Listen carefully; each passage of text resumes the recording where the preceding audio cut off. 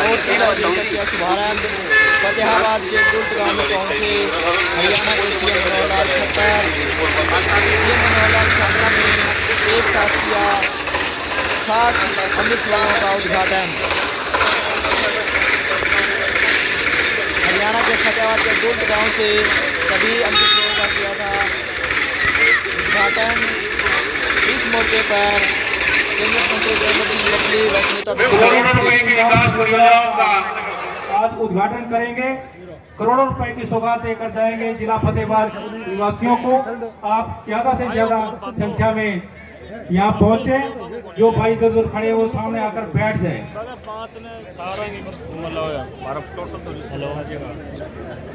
Hello,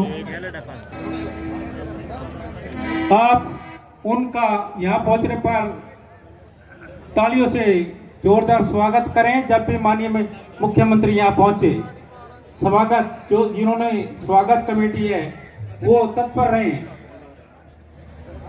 hello, जिन विकास परियोजनाओं की आज उद्घाटन किया जाना है, माननीय दो विषयों को लेकर के उसका उल्लेख करना चाहूँगा। प्रातःकाल लुहास यूनिवर्सिटी में पूरे प्रदेश भर के 152 ऐसे प्रोजेक्ट हैं जिनका शिलान्यास और उद्घाटन हुआ और कुल राशि उसकी थी 2024 करोड़ रुपए। संयोग ऐसा है कि आज 24 जनवरी 2024 का दिन है और राशि भी बनी 2024 करोड़। और उस नाते से सब प्रदेश के सब जिलों के लोग जुड़े हुए थे। दूसरा चरण जो आज यहाँ इस गांव में डुलट गांव के अंदर जो किया है, इसमें भी कुल मिलाकर के जो अमृत सरोवर योजना है, इस अमृत सरोवर योजना में पहली बार एक सामूहिक उद्घाटन जो किए हैं। 60 ऐसे अमृत सरोवर थे जिनका उद्घाटन किया है और इसमें भी 31 जो हैं वो फतेहाबाद ज़िले के हैं। उसमें ज़्यादातर टोहाना विधानसभा के हैं, क्योंकि हमारे मंत्री बबली जी, इनको ही ये कहा गया था कि एक अच्छा मॉडल किसी भी विधानसभा में क्या हो सकता है वो बनाकर दिखाएं। तो स्वाभाविक है कि इस कंस्टिट्यूंसी को चुनने के बाद एक अच्छा रिजल्ट जब निकलेगा तो हम ऐसी भी कोशिश करेंगे कि बाकी विधानसभाओं से या बाकी जिलों से कुछ सरपंचों को लेकर ला करके और यहाँ दिखाएंगे कि कैसा कैसा विकास का काम हो सकता है। क्योंकि हमने पैसा जितना बाकी विधानसभाओं को दिया उतना ही यहाँ दिया है, यहाँ कोई पैसा ज़्यादा नहीं दिया, लेकिन इन्होंने अपने सरपंचों को सबको प्रेरित करके और कैसे काम किया जा सकता है। विशेष तौर पर इसमें मनरेगा का बहुत बड़ा एक योगदान, जो कि बहुत विधानसभाओं में बहुत गाँव में लोग उठाते नहीं हैं। मनरेगा का तो ओपन एक विषय है जो केंद्र सरकार की ओर से जितना भी कहीं काम कराना हो उसमें से कराया जा सकता है और हमारे जो टारगेट भी है उसमें अच्छे खासे हैं। तो मनरेगा के माध्यम से फिर जो आवश्यकता होती है वो प्रदेश की ओर से या पंचायतों को अपने फंड में से लगा करके। और इस डुलट गांव का मैंने आज विज़िट किया, वहाँ की लाइब्रेरी यहाँ की और यहाँ का जो सरोवर है उसको विज़िट किया है। बाद में बड़ी संख्या में लोग यहाँ आए हैं आसपास के इस गांव के, तो सब लोगों ने बड़े ध्यान से सारी बात सुनी है। आज का जो मेरी बातचीत का मुख्य हेतु था वो था पानी को कैसे बचाया जाए और गंदे पानी को कैसे ट्रीट किया जाए। उसमें तालाब जो गांव में उनको भी शुद्ध पानी का उपलब्धता हो ताकि वहाँ पशुओं के पीने की भी आवश्यकता पूर्ति हो जाए। वहाँ कहीं मछली पालन भी किया जा सकता है, वहाँ बतख पालन भी किया जा सकता है। एक आय का साधन गाँव का तालाब में से बन सकता है। आवश्यकता पड़ने पर आसपास जो खेत हैं उनमें सिंचाई का काम भी तालाबों से लिया जा सकता है। तो हर दृष्टि से पानी का महत्व, पानी का उपयोग, ये विषय आज लोगों के सामने रखा। तो मैं मानता हूँ कि लोग बड़े ध्यान से सुन भी रहे थे और लोगों के मन में एक बात जा भी रही थी। जिस प्रकार से अपने सिर को हिला रहे थे, पानी का महत्व लोगों को, पुराने लोगों को बहुत पता है, इसलिए नई पीढ़ी भी पानी के महत्व को समझे। इस नाते से आज की सारी बातचीत हमने की और एक सफल कार्यक्रम आज ये हुआ है। भट्टू क्षेत्र में सीएम को लेकर, वाटर लॉगिंग को लेकर अनशन पर बैठे हैं किसान काफ़ी टाइम से। मैंने अपनी बातचीत में, अपने भाषण में इस बात का उल्लेख किया है, अगर आपने सुना हो तो। वास्तव में हरियाणा में कुछ इलाकों में ये जो सेम का या जो वाटर लॉगिंग का विषय खड़ा हो रहा है, ये खड़ा हो रहा है खास करके जहाँ धान की बिजाई होती है और धान में केमिकल खाद जो डाले जाते हैं उसके कारण से एक नीचे लेयर जम जाती है ज़मीन के अंदर और उस लेयर के कारण से, अरे पहले बीजते रहे हैं तो वहाँ तो चने होते थे, चने। उसके बाद ट्यूबवेल भी तो वहाँ लगाए ना लोगों ने और ट्यूबवेल का पानी खींचा, पानी खींचने के बाद वहाँ यूरिया का भी उपयोग किया ही है। इस एरिया में यूरिया का उपयोग कौन करता था? कोई नहीं करता था। तो मैं तो केमिकल खाद की जो बात कर रहा हूँ, जितना ज़्यादा होता है उतना लेयर जमती है। अब ये ठीक है कि मानो गलतियाँ हो जाती हैं, उस समय की सरकारों ने भी शायद आगाह नहीं किया होगा। आज जो पता लग रहा है तो आज उन चीज़ों को हम ठीक कर रहे हैं और वहाँ पर कुछ गांव में काम शुरू भी हो गया है, चला भी रखा है। और उसके बाद ये काम क्योंकि बहुत बड़ा है सारा काम एक साथ शायद होना संभव नहीं है। फिर भी हमने 27 तारीख को उन लोगों की मीटिंग बुलाई है। हमारे डिप्टी कमिश्नर उस पर ध्यान रखे हुए हैं। यहाँ से कुछ लोगों को चंडीगढ़ भेजेंगे। चंडीगढ़ बातचीत होने के बाद उनको रास्ता कोई ना कोई निकालेंगे।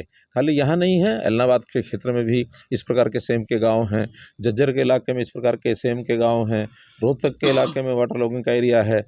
लगभग 1 लाख एकड़ ऐसा एरिया है जो वाटर लॉगिंग हरियाणा में हो चुका है। तो ये आगे न हो, इसके लिए पूरा हम लोगों को आगाह भी कर रहे हैं, और जो केमिकल खाद है उसके लिए भी लोगों को मना कर रहे हैं, और पानी ज़मीन के अंदर जाने के लिए रिचार्जिंग वेल भी लगा रहे हैं, ताकि ऐसे इलाकों में जो ठीक पानी है, वर्षा का साफ पानी है, वो ज़मीन के अंदर चला जाए।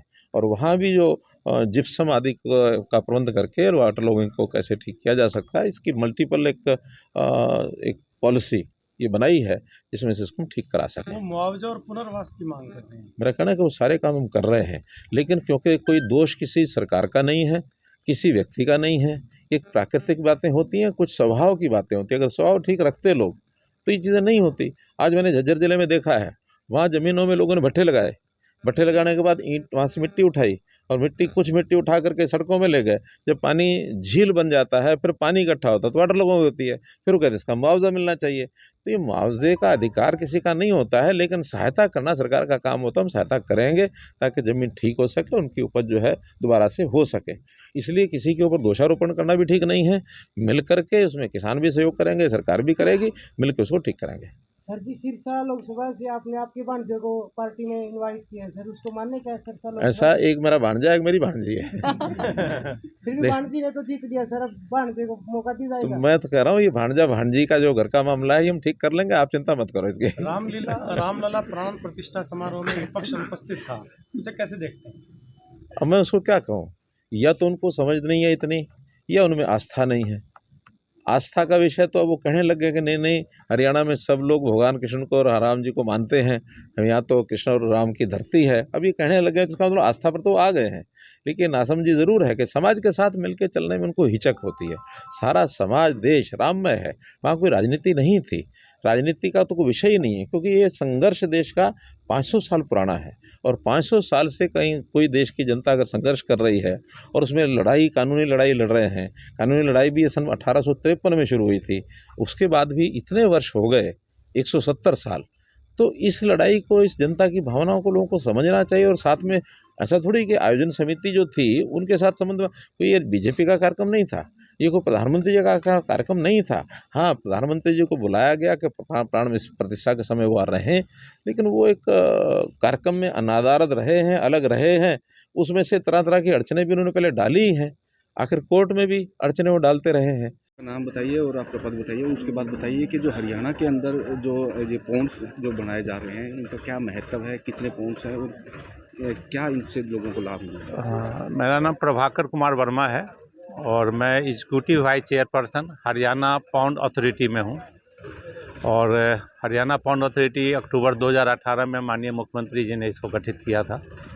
तब से हरियाणा पॉन्ड अथॉरिटी पूरे अपने प्रदेश के जितने भी तालाब हैं जो सरकारी ज़मीन पे हैं, उन सभी को फिर से रिजुमिनेट और रिस्टोर करने का काम कर रही है। और अब तक हमारे पास जो डाटा है, टोटल जो हमारे पॉन्ड डाटा मैनेजमेंट सिस्टम पर 19,665 तालाब हैं जो सरकारी पे हैं, और साढ़े 11,000 तालाब ऐसे हैं जो पॉल्यूटेड हैं। तो हमारा लक्ष्य है कि जो पॉल्यूटेड तालाब हैं उनको पहले ठीक किया जाए, और इसी क्रम में हम लोगों ने 7,000 का 2024-25 तक ठीक करने का लक्ष्य रखा है, और 23-24 तक हमने 3,100 का हम लोगों ने 4,500 का लक्ष्य रखा है।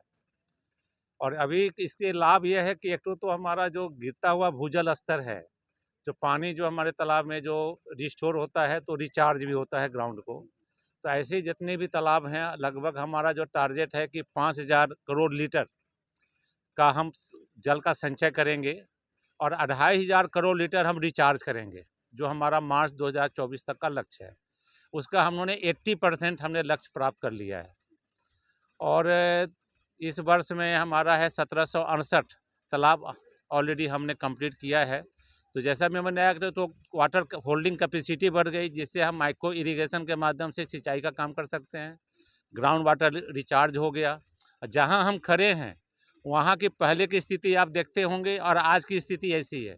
उसके कारण से गाँव का जो वातावरण, गांव के लोगों का सोशल लाइफ, सुबह शाम बच्चे बड़े बुजुर्ग महिलाएं इस पर घूम सकती हैं, बैठ सकती हैं, उनके सोशल लाइफ में भी परिवर्तन आया और वातावरण भी स्वच्छ हुआ। चारों तरफ से हम लोगों ने पेड़ लगवाए हैं और फलदार और लोकल ट्री हम लगाने वाले हैं, जिससे कि जो पक्षी हैं वो भी उस पर बसेरा कर सके।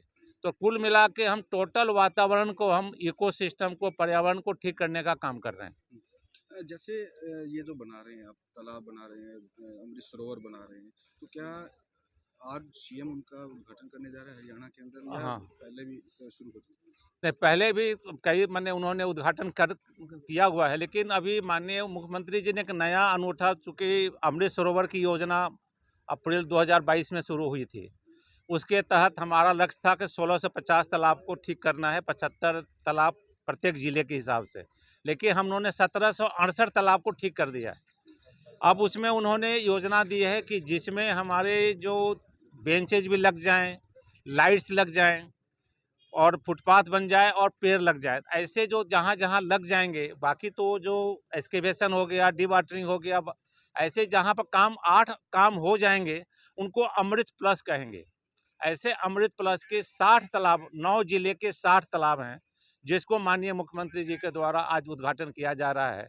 फतेहाबाद के उस 60 में से 31 ऐसे तालाब हैं जो अमृत प्लस में तैयार हो चुके हैं, जिसमें एक हमारा, जहां हम जिस स्थान पर हम खड़े हैं, वो भी एक अमृत प्लस का 31 में से एक तालाब है।